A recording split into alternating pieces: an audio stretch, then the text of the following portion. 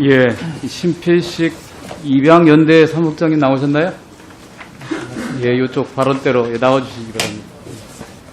우리 신필식 박사님은 한국 해외 입양과 신성모 모성이라는 박사 논문을 쓰셨고요. 우리나라 입양제도에 대해서 연구해온 전문가입니다. 제가 어제에 이어서 우리나라 입양제도에 대해서 얘기하고자 합니다. 신필식 박사님, 우리나라의 입양제도가 아동의 최선의 이익을 보장할 수 있는 구조라고 생각하시나요? 그러지 못한다고 생각합니다. 유엔 아동권리협약은 입양제도가 아동 최선의 이익을 보장하려면 무엇보다 아동이 원가족에게 충분한 보호를 받을 수 있어야 한다고 정하고 있습니다. 또 그럼에도 불구하고 부득이하게 원가족이 아동을 돌볼 수 없는 경우 아동의 이익을 최선에 두고 아동에게 필요한 입양 부모와 가족을 찾아주어야 한다고 규정하고 있습니다.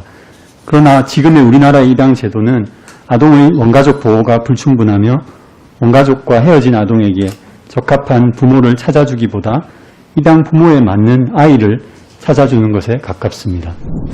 예, 입양이 산업화되었다는 지적이 있는데 그 이유는 무엇이라고 생각하나요? 자료를 통해 설명드리겠습니다. 자료를 봐주시면 맨 왼쪽에 첫 번째 한국 해외 입양의 전체 1953년부터 2020년까지의 증감입니다. 첫 번째 1기를 살펴보시면 한국 해외 입양은 한국전쟁 이후 60년대까지 전쟁고아와 혼혈아동의 긴급한 구호를 위해 인도적 목적으로 시작되었습니다.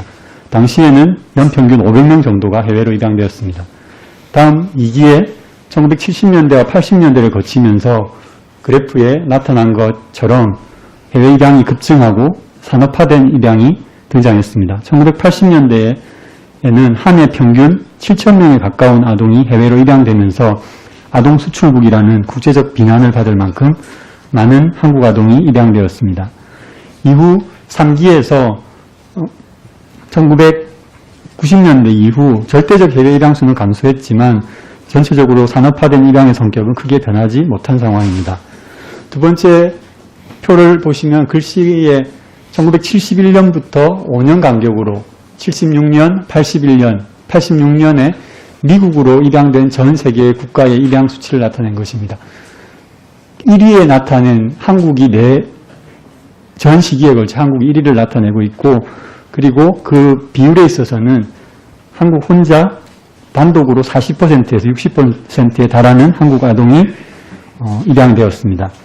국가 간 입양은 일반적으로 전쟁이나 자연재해, 절대 빈곤을 이유로 일시적으로 이루어지는 데 반해 한국의 경우 대규모로 지속적으로 이루어지고 있고 전쟁이 한참 지나고 가나안에서 벗어난 80년대에 가장 많은 해외 입양이 이루어졌습니다.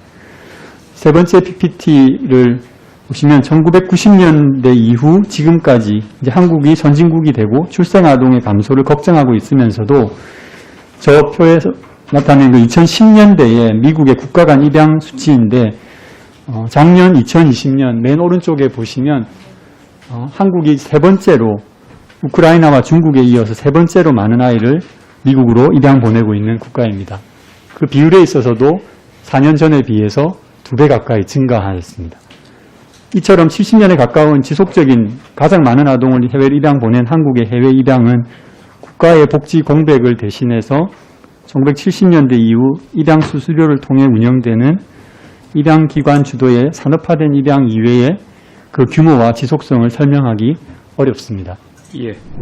일각에서는 민간의 입양기관에게 충분한 지원을 해주고 정부가 지도 감독을 강화하면 입양의 공공성을 강화할 수 있을 거라고 말합니다. 이에 대한 생각은 어떠신가요?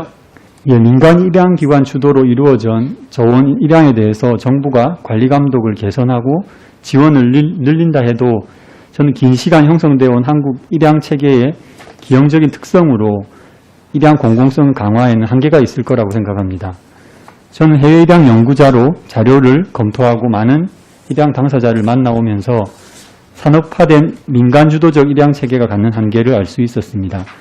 먼저 해외 입양인들은 한 아이가 원가족으로부터 헤어져 혼자 먼 나라의 입양 가족으로 보내어지는 중요한 결정과 그 절차의 상당 부분이 여전히 민간 입양기관의 의존에 이루어지고 있는 것을 이해할 수 없다고 말합니다.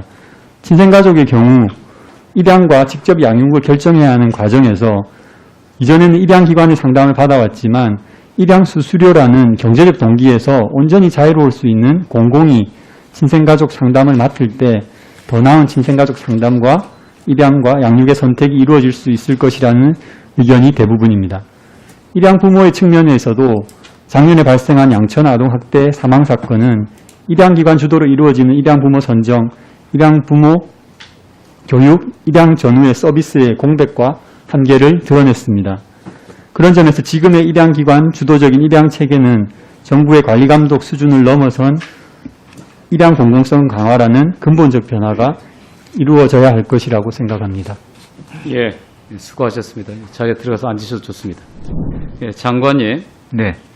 2014년에 발생한 현수 사건을 아시죠?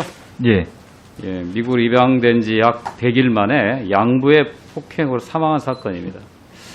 양부는 이라크전 참전한 PTSD 환자였는데 어느 입양기관도 이 사실을 몰랐던 거였죠. 그 후에 복지부에서 분기별로 지도 감독을 강화하겠다고 발표했죠? 예.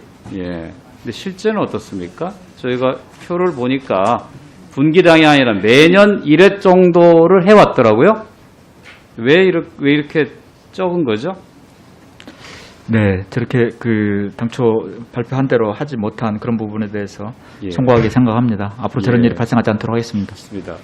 또 입양기관의 이 지도 점검 방식도 어떻게 이루어지는지 한번 보니까 이 복지부 등의 공무원이 4명이 그 입양기관에 가서 이틀 동안 수백 명의 입양 서류를 검토합니다.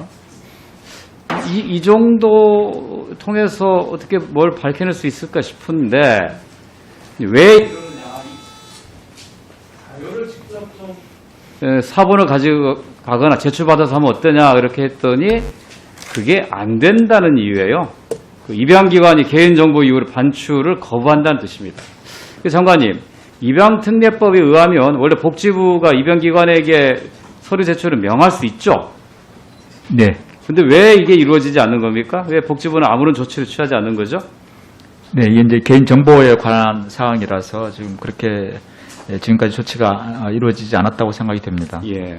그래서 저희가 이번에 이제 복지부 통해서 각 입양기관에게 회계 및 감사 보고서를 요구했어요. 처음에 했는데 답을 안 줘요. 아무 내용이 안 옵니다. 그래서 재차 재촉을 했더니 내용이 왔는데 회계 보고서에 대해서 공란이에요. 그래서 왜 그러냐라고 했더니 제출 기한이 촉박해서 자료 제출 불가하다는 거예요. 대부분의 공익법인은 원래 회계 보고서를 의무적으로 내게 돼 있잖아요. 네. 근데 한 달 이상 시간을 줬는데도 자료가 없다. 제출 기한을 지키지 않는다. 뭔가 석연치 않은 구석이 있거나 아니면 실제 작성 안 했거나 아니면 숨기고 싶은 것이 있는지도 모르겠다는 생각입니다. 그래서 저희가 또 자료를 요구했어요. 그 과거에 이 결연 방식을 어떻게 해서 결정했냐 회의에 대한 내용을 달라고 그랬더니 수시로 개최했다면서요. 수시로. 수시라는 게 서너 번인지 수십 번인지 알 수가 없어요. 이거에 대한 관련 근거도 찾을 수가 없습니다. 자, 그래서 좀 결론을 좀 내겠습니다. 뭔가 제도 개선이 근본적으로 필요한데요. 제가 입양특례법과 국제입양법안을 준비하고 있습니다. 첫 번째, 입양을 비영리로 진행하자. 입양 대상 아동의 결정과 보호, 예비 양부모의 상담 및 가정조사 교육 적합성을 확인하자.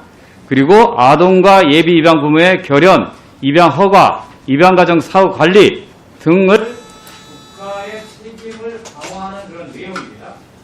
이런 내용이 잘 마련이 된다면 그동안에 민간 입양기관들이 반대로 비준하지 못했던 헤이그 국제입양협약도 비준할 수 있고 생각하는데요.